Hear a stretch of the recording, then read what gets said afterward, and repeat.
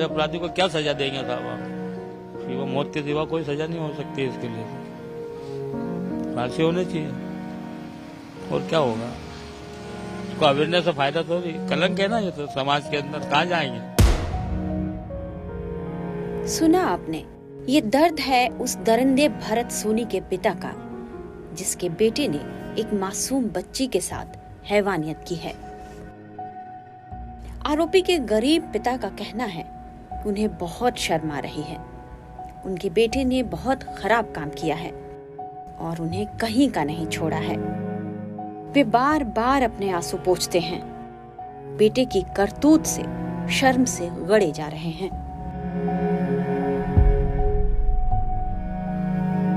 मेरा बहुत दिल दुख रहा है, बहुत परेशान हूँ मैं जब से सुना मैंने।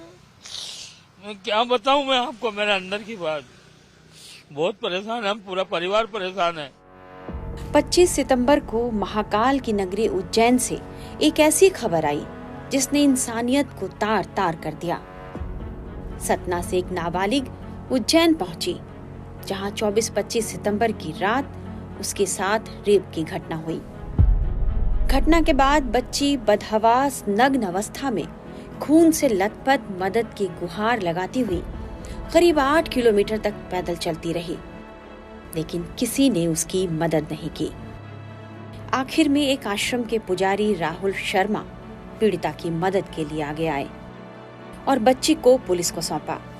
बच्ची से दरिंदगी के मामले में 3 दिन बाद आरोपी ऑटो ड्राइवर भरत सोनी को पुलिस ने गिरफ्तार कर लिया है। पूछताछ और सीसीटीवी फुटेज के आधार पर आरोपी को गिरफ्तार किया गया। इसी मामले में अब आरोपी के पिता का बयान भी सामने आया है।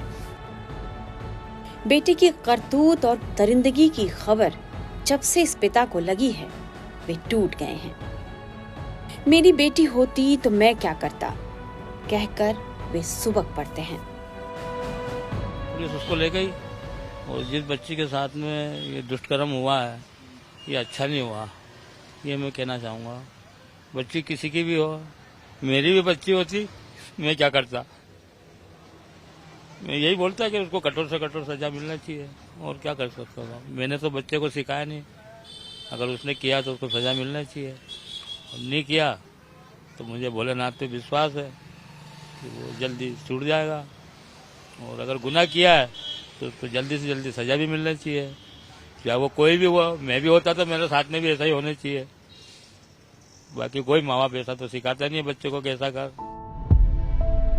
ये वो पिता हैं जो अपने आरोपी बेटे के लिए मौत की सजा मांग रहे हैं। इनका कहना है कि पुलिस को उसे पकड़ना नहीं चाहिए था, बल्कि गोली मार देनी चाहिए थी। आप समझ सकते हैं कि ऐसा कहते हुए एक पिता के सीने में कितना कुछ टूट रहा होगा। बहुत गलत हुआ। मेरी बेटी होती तो मैं क्या करता साहब? मैं भी ऐसे ही बोलता ना कि उसको फांसी दो, क्यों काय को रख रखा है उसको ऐसा। बहुत गलत हुआ साहब।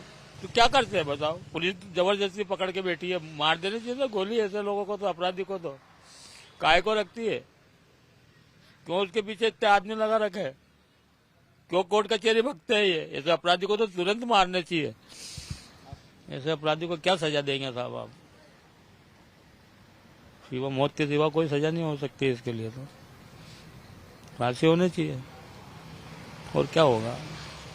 इसको अवेयरनेस से फायदा तो भी, कलंक है ना ये तो समाज के अंदर, कहाँ जाएंगे? ये तो जी लेगा, हम क्या करेंगे? हम तो जिंदे ही मर गए ना। अगर इसने गलत करा तो हम तो कहीं के नहीं रहे ना भाऊजी। बताओ हम कैसे मुंह बताएंगे लोगों को? हमारे परिवार में कभी ऐसा नहीं हुआ, ये पहली सा कांड है, ये ऐसा हुआ। बहुत गलत हुआ, बहुत गलत हुआ। आमतौर पर लड़के हैं गलती हो जाती है वाली मानसिकता वाले लोगों से यह समाज भरा हुआ है, लेकिन इस गरीब और फटेहाल आदमी में नैतिकता के सर्वश्रेष्ठ मापदंड की झलक आपको दिख सकती है। सुनिए, बेटे के घिनौने काम को लेकर उन्हें कितनी शर्मिंदगी महसूस हो रही है। क्या करूंगा उनसे मिलके? मैं नहीं जाऊंगा, कभी नहीं जाऊंगा।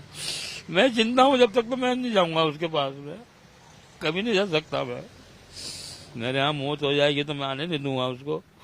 मेरा बहुत दिल दुख रहा है, बहुत परेशान हूँ मैं जब से सुना मैंने।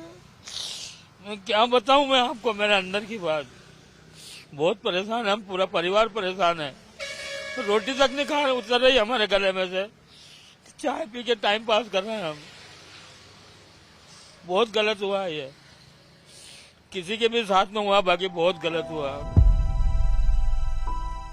दर्द भरी आवाज में ये पिता ये भी कह रहे हैं कि इस मामले में सीधा न्याय मिलना चाहिए। वे जज साहब से भी कहेंगे कि तारीख पर तारीख मत दीजिए, न्याय कीजिए। उसको जीने का अधिकार नहीं है साहब। मेरा मन तो यही बोलेगा। हाँ, पुलिस को कोई भी पूछेगा तो मैं तो यही बोलूंगा। मैं कोर्ट में भी बोल दूंगा। मैं तो जज साहब के सामने बोल दूं कि काय को अवेयर रहो, इसको क्यों तारीख दिए जा रहे हो। रफा दो करो ना, बच्ची के साथ में गलत हुआ है तो। जब सब साबित हो रहा है इसने गलत किया तो फिर रखने से उसको मतलब क्यों तारीख पे तारीख देते हो आप लोग? क्यों धकेलते हो इतने दिनों तक केसों को? इसको नहीं, ये झूठी बात है। मैं नहीं मानूंगा इस बात को। हाँ, मैं नहीं मानूंगा। मैं इसलिए नहीं मानूंगा कि उसने छोटे अपराध करे थे जब भाग गया था। ये बड़ा अपराध किया, ज्यादा भग जाता ही है। क्यों नहीं भगा ये? हमारे को तो उसको चेहरे पे जरा से भी सर नहीं दिखा हमारे को। वही रोटी खा रहा, वही सो रहा, वही आ रहा, वही ऑटो चला रहा, वही बाजार में हमारी दुकान पे। पुलिस के मुताबिक आरोपी ऑटो चालक ने अपने ऑटो के अंदर सबूतों और ऑटो के नंबर की प्लेट के साथ भी छेड़छाड़ की थी ताकि पुलिस उस तक नहीं पहुंच सके। अब इस मामले में पीड़ित बच्ची को न्याय का इंतजार है। फिलहाल पीड़िता का इलाज चल रहा है और हर तरफ से उसके लिए दुआओं के हाथ उठ रहे हैं। इस बीच उज्जैन बार एसोसिएशन ने एक बड़ा कदम उठाते हुए ऐलान किया है कि उसका कोई भी सदस्य आरोपियों के साथ खड़ा नहीं होगा। टाइम्स नाउ नवभारत डिजिटल की रिपोर्ट।